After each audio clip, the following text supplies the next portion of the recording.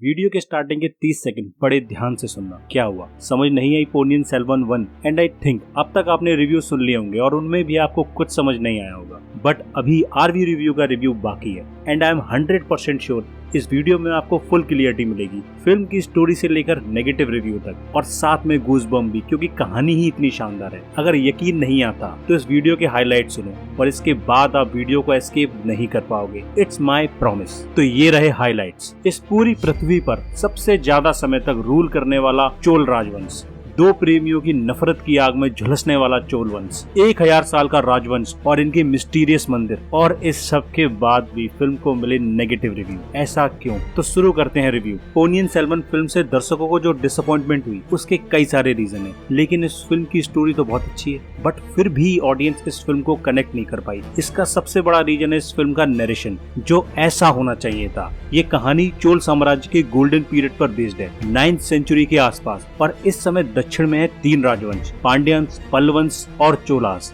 अब पांड्यंस और पल्लवंश हमेशा आपस में लड़ते रहते हैं तंजावुर की गद्दी के लिए, और पल्लवंश के साथ मिलकर चोलास ने पांड्यंस को हराया। इसका नरेशन देना था। अब ऑडियंस को समझ ही नहीं आता कौन किसका दुश्मन है, कौन किसकी जासूसी कर रहा है, क्यों आपस में ये लोग लड़ रहे हैं। अब जब बेस ही क्लियर नहीं है तो कहानी तो सुपर लगेगी ना। मेरा मतलब है सर के ऊपर से तो निकल जाएगी ना। अब दिल थाम कर बैठना, इस फिल्म के कैरेक्टर्स इंट्रोड्यूस होने वाले हैं जो आपके एक्साइटमेंट को पीक पर लेकर जाएंगे। इस वंश के गोल्डन पीरियड की शुरुआत सुंदर चोल ने की। इनके रोल में प्रकाश राज, इनके 2 बेटे और 1 बेटी है, और तीनों एक से बढ़कर एक। इनके बड़े बेटे के रोल में विक्रम, और इनका नाम है आदित्य करिकलन, फुल सन की एकदम महत्वाकांक्षी एंड ग्रेट रूलर। सुंदर चोल के छोटे बेटे के रोल में है जयराम रवि, और इनका नाम है अरुल मोजीवर्मन। ये कहानी इन्हीं पर बेस्ड है, और ये है चोल साम्राज्य के महान शासक। इनको राज राजा 1 के नाम से भी जाना जाता है, और इन्हीं को बोला जाता है पोनियन सेल्वन, और इसका मतलब है कावेरी का बेटा। और ये है बहुत ही खतरनाक। इन्होंने चोल वंश को साउथ ईस्ट एशिया तक फैला दिया। कंबोडिया, श्रीलंका, म्यांमार,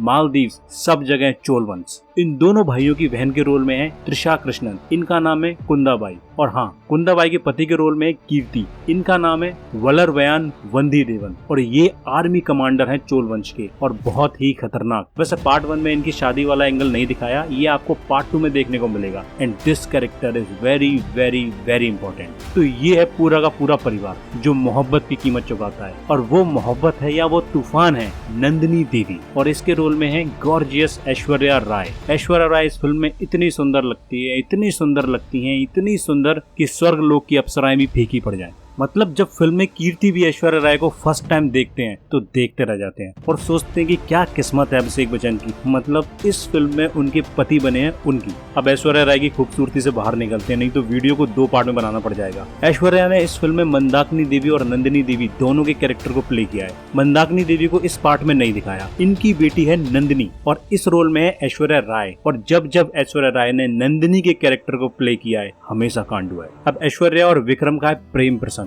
जो इस फिल्म में नहीं दिखाया, दुश्मनी दिखाई है। अगर मणि रत्नम इन दोनों की प्रेम कहानी को थोड़ा दिखाते और किस कारण से दोनों दुश्मन बने हैं ये थोड़ा अच्छे से एक्सप्लेन करते तो फिल्म में मजा ही आ जाता। बट इतने अच्छे पार्ट को और इनकी लव स्टोरी को सिर्फ एक नरेशन में बता दिया। बट चिंता नहीं, फिक्र नहीं, आरवी रिव्यू है ना। देखो, नंदिनी देवी किसी राजवंश से नहीं है और विक्रम चोल वंश से है, तो वही ऊंच नीच का कॉन्सेप्ट इनके बीच में आ जाता है। और अगर कोई इंसान सिर्फ ऊंच नीच के चलते अपना प्यार खो दे तो सोचो ऐसे इंसान के मन को कितनी टीस भरी होगी। जो नंदिनी के कैरेक्टर में साफ नजर आता है कि जिस वंश के चलते मुझे प्यार नहीं मिला उसकी गद्दी पर तुम भी नहीं बैठ सकते। और कहानी और इंटरेस्टिंग इसलिए है क्योंकि नंदिनी की शादी चोल वंश में ही होती है किसी और के साथ, और विक्रम के लिए सबसे बड़ी परेशानी है अपने ही प्यार को किसी और के साथ देखना, क्योंकि इससे बुरा अनुभव कुछ और है ही नहीं। अब नंदिनी का कैरेक्टर ही विक्रम यानी आदित्य करिकलन की हत्या करता है। अब कुछ इस तरह ये कहानी दिखाई जाती तो मजा ही आ जाता। वैसे इस पार्ट में ये सभी किरदार जिंदा हैं। अब कहानी तो अच्छी थी पर गलती कहाँ हुई? पॉइंट नंबर 1, स्टोरी टेलिंग, जो एकदम बेकार है। फिल्म के कैरेक्टर्स को ढंग से इंट्रोड्यूस नहीं किया।